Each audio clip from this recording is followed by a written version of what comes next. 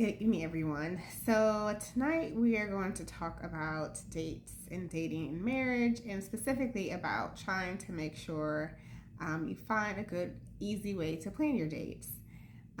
If you're a married person, you know that everyone encourages and emphasizes the importance of dating, but I think a lot of married couples kind of get hung up or get stuck on figuring out how to plan a date, what to do, where do we go, and so sometimes that leads to them not dating, and so we don't want that. So tonight we're going to talk a little bit about how to lazy genius or date nights. But before we begin, let me tell you about myself. My name is Legina, aka Coach LJ, and I am the creator of the Intimacy Tour Guide. And I empower Christian wives to confidently embrace and express their desires for pleasure and the ultimate fulfillment in marital intimacy. So let's jump right on in. I have my notes over here so I make sure I don't forget anything that I wanted to say. So I recently read this book called The Lazy Genius Way, and it's by Kendra Adachi, and she's kind of the guru of simplicity.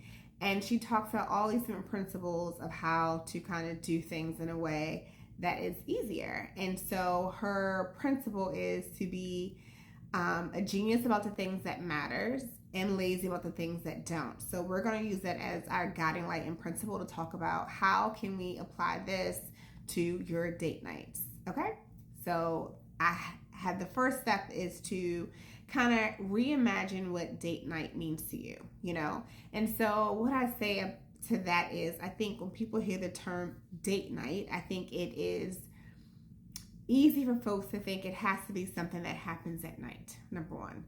And it doesn't. Date night is just you picking some intentional time to do some things as a couple together. And so whether that happens at night, in the day, in the morning, the time frame doesn't matter. But I just think date night is a term that everyone has used, and we kind of, everyone sticks with it.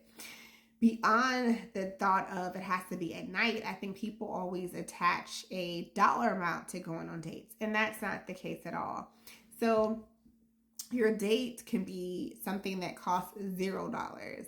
Your date can be at home. My husband and I have plenty of dates at home. While you definitely can go out and do something, but your date does not have to cost anything, and it doesn't have to require you to leave your home.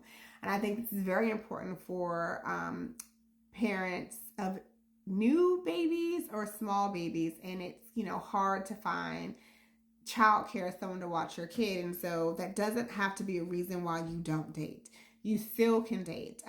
If you're looking for some ideas and things of date night, I'll link something in the comments so you can check out. I have a document that has a list of date nights and dates that you can do from the comfort of your home. So be sure to look out for that. Secondly, it's kind of the power of routine. And so I think that people think that routine can be very boring, but I think routine can be helpful. And I say that in a way of when it comes to dating and date nights and trying to figure out what to do and plan, I think sometimes that planning process can be a little bit difficult. And so if you have a routine set or something in mind, that eliminates some of that difficulty in planning. So for instance, what I'll say is, I don't know what your schedule is for dating. Maybe it's once a week, bi-weekly, once a month, or whatever the case may be. Maybe you decide that when we have our date night, our date time, we go to our favorite restaurant, or we go to the movies, or we go in for a walk or do something like that. But I think if you have a place or something set that says this is what we do for a date night, or this is what we do every other date night, it would help you so they eliminate some of the frustrations that I hear couples talk about in terms of planning. I know for my husband and I, we have a restaurant that we go to often. It's not the place we go to every single time, but when we can't think of where to go, or we haven't one of us hasn't planned what we're going to do, it's a place that is always our fallback, and it's easy. We know if we don't have a set place in mind, we can go ahead and make reservations at this place. It's a great place.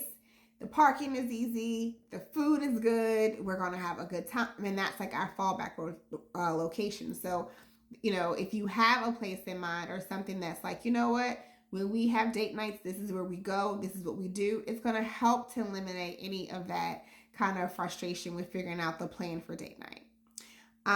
Next, I would say when you are at your date night, your dating experience, wherever that may be sure to plug and disconnect. Disconnect from your devices. Disconnect from social media. I mean, make sure that you are intentionally being in tune with your spouse. That's the whole point of this time, to connect. And you can't connect if someone's checking their phone, or if someone's looking at email, or if someone is doing something with some kind of device. I understand you have kids, you need your device nearby. That's fine. Put it on vibrate. You can still have it on you, but let's put the phones down during date night. And I would say, lastly, while you're doing your dating, just make sure that you spend some of that time reflecting and being grateful and thankful for this wonderful person that God has put into your life. Having an attitude of gratitude can just be such a game changer. So make sure that you spend some time while you're dating and talk about, why you appreciate your spouse, how much they mean to you, how they've been such a great help, and just show your appreciation.